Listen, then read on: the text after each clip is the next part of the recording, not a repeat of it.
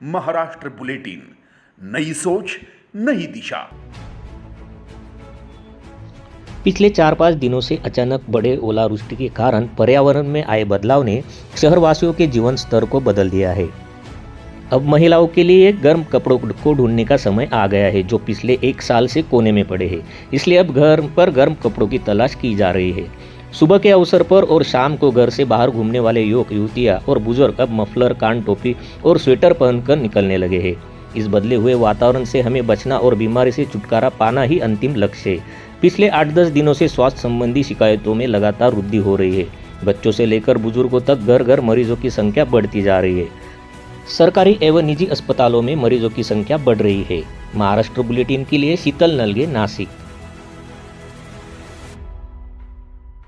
Maharashtra bulletin YouTube channel को share करें, subscribe करें, बेल आइकॉन पर क्लिक करें।